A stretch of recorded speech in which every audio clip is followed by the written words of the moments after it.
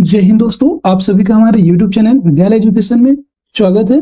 आप सभी के लिए हम लेकर आए हैं एजुटेरिया 5000 बुकलेट सीरीज। जो बहुविकल्पीय प्रश्न है वो आपके लिए जीके, जीएस और एसएसटी के महत्वपूर्ण क्वेश्चन लेकर आए हैं। ये आपकी फुल रिवीजन क्लास है और आज से आपके लगभग एक हफ्ते मतलब 7 दिन देखने को मिलेंगे। आपको 7 दिन ही बचा है आपके एग्जाम के लिए, इसलिए आप और अच्छे से अपने एग्जाम को तैयारी कीजिए और ज्यादा से ज्यादा क्वेश्चन का रिवीजन कीजिए।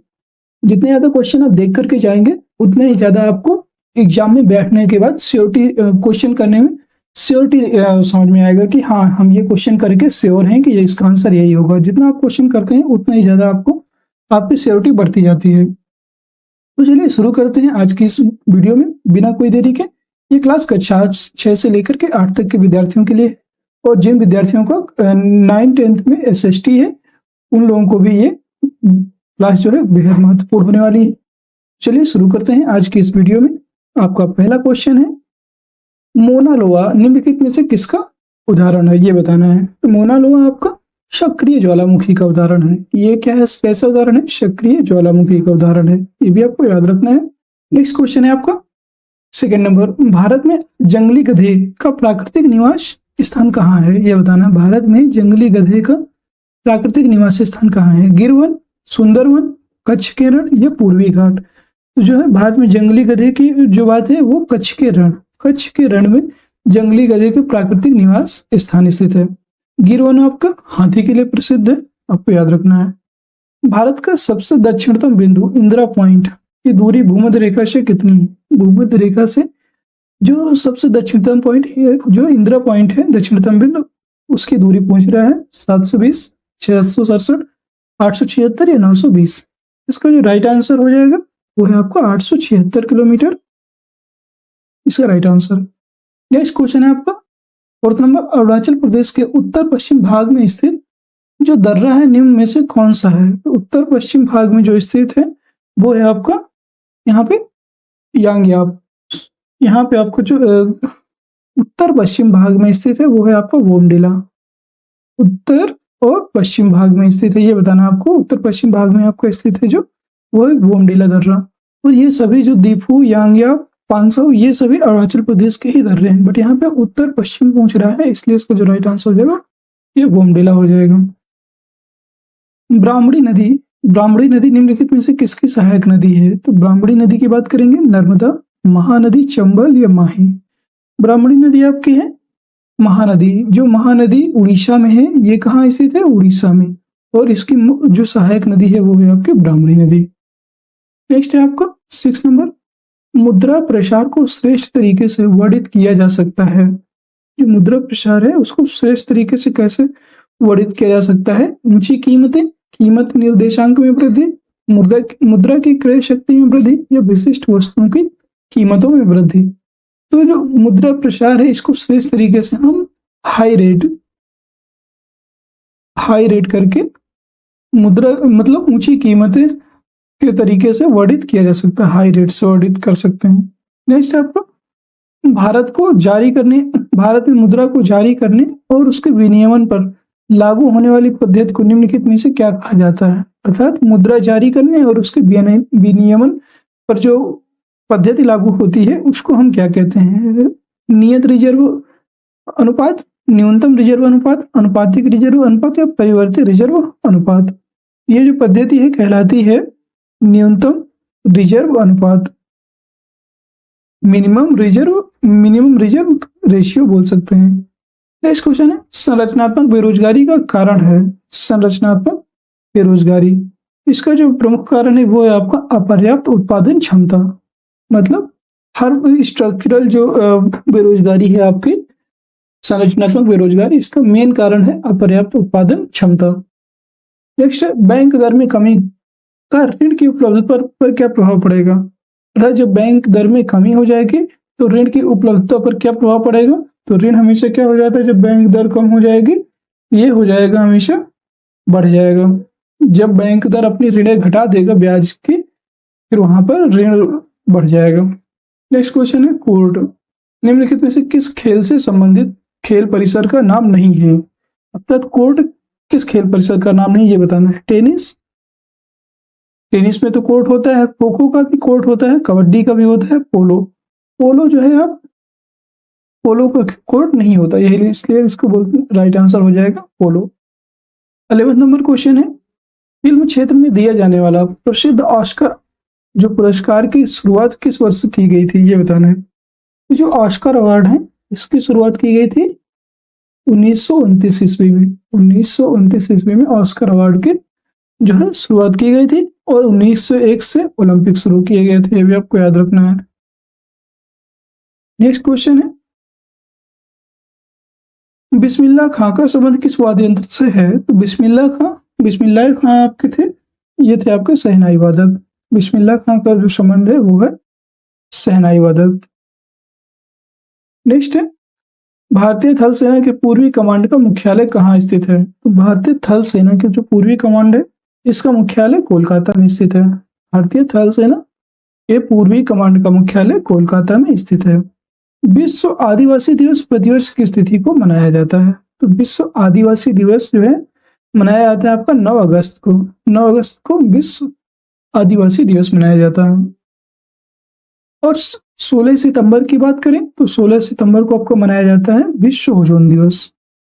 विश्व ओजोन दिवस, ये भी आपको याद रखना है, पिछली बार पूछा गया था। नेक्स्ट क्वेश्चन है, वर्ष 1997 में विश्व पर्यावरण सम्मेलन का आयोजन कहाँ किया गया था? तो 1997 में जो विश्व पर्यावरण सम्मेलन का आयोजन था वो किया गया था आपको क्योटो में ये इसका आयोजन किया गया था। नेक्स्ट आपको 16 नंबर, राष्ट्रीय वन नीति 1952 जो नेशनल फॉरेस्ट पॉलिसी है 1952 के अनुसार कौन सा वन संवर्ग नहीं है? कौन सा जो वन का संवर्ग नहीं है ये बताना है। तो ये है राष्ट्रीय उद्यान, संरक्षित वन, राष्ट्रीय वन के उपयुक्त सभी। तो कौन सा संवर्ग नहीं है? वो है आपका राष्ट्रीय उद्यान। राष्ट्रीय उद्यान इसका संवर्ग नहीं है। अब इनको सुमेलित करना है, कौन सा बताना है सुमेलित नहीं है, राष्ट्रीय उद्यान और राज्य। इसमें बताना है बांदीपुर। बांदीपुर आपका जो है कर्नाटक में है, एकदम सही है। राजाजी है उत्तराखंड में, ये भी सही है। सिमलीपाल है आपका, ये है आपको उड़ीसा में, ये भी सही है। और पिन वैली जो है, पिन वैली नेशनल पार्क, ये सिक्किम, ये गलत है। पिन वैली जो सिक्किम में नहीं है, ये केरल में है। इसका राइट आंसर हो जाएगा डी ऑप्शन। नेक्स्ट क्वेश्चन है, निम्नलिखित में से कौन सा जैव निम्नकरणीय है? रबर, प्लास्टिक, पॉलीथीन या सभी? इसमें जैव निम्नीकरण की बात की गई है, ये क्या है? रबर एक जैव निम्नकरणीय है। नेक्स्ट है, किस वेद के रचनाओं को पढ़ने वाले ऋषि को होत्र कहा जाता था? बहुत बार क्वेश्चन ये पूछा जा चुका है। ये आपका ऋग्वेद के जो पढ़ने वाले थे उनको, ऋग्वेद की जो रचनाएं पढ़ने वाले थे उनको होत्र कहा जाता था। और ऋग्वेद में कितने मंडल हैं? तो ऋग्वेद में 10 मंडल और कितने सूक्त हैं? तो 1028 सूक्त हैं। ये भी आपको याद रखना है। नेक्स्ट क्वेश्चन है, निम्नलिखित में उससे कौन वेदांग नहीं है? वेदांग की टोटल संख्या कितनी है? 6। ये आपको याद रखना है। शिक्षा, कल्प, ज्ञान, निरुक्त। यहाँ पे जो कौन सा वेदांग नहीं है तो वो है आपका ज्ञान यहाँ पे इसका अंग नहीं है, वेदांगों में शामिल नहीं है।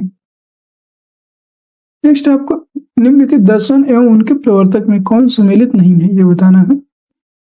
न्याय दर्शन के प्रवर्तक कौन थे? तो वो है आपके गौतम, एकदम सही है। सांख्य के कपिल है, सही है। उत्तरी मीमांसा की जो है जैमिनी, ये गलत है। और वैशेषिक के है उलोक, ये भी सही है। तो इसका जो राइट आंसर उत्तरी मीमांसा। नेक्स्ट है, निम्नलिखित में से कौन सा मुगल शासकों का गलत अनुक्रम है? अकबर, शाहजहां, जहांगीर, ये तो गलत है। अकबर, जहांगीर, शाहजहां, औरंगजेब और बाबर, हुमायूं, अकबर, ये तो सही है। अकबर, जहांगीर, शाहजहां, ये भी सही है। और इसका जो राइट आंसर हो जाएगा वो हो जाएगा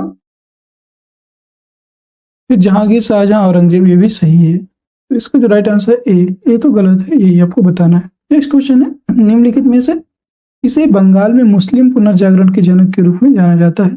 मुस्लिम पुनर्जागरण जो है उसकी बात की गई है, वो है आपके नवाब अब्दुल लतीफ खान। जो नवाब अब्दुल लतीफ खान थे वही मुस्लिम पुनर्जागरण के जनक थे। नेक्स्ट क्वेश्चन है, अकबर ने अपनी राजधानी को आगरा से फतेहपुर सीकरी किस वर्ष स्थानांतरित किया था? तो जो अकबर थे उन्होंने अपनी राजधानी को फतेहपुर सीकरी 1571 ईस्वी में स्थानांतरित किया था। नेक्स्ट है, झलकी की संधि। जो झलकी है, झलकी की संधि निम्न में से किनके मध्य हुई थी? झलकी की संधि हुई थी आपकी निजाम और बालाजी बाजीराव, हैदराबाद के निजाम एवं बालाजी बाजीराव के मध्य हुई थी ये। नेक्स्ट है, चार्ल्स मेटकाफ तथा रणजीत सिंह के मध्य अमृतसर की संधि किस वर्ष हुई?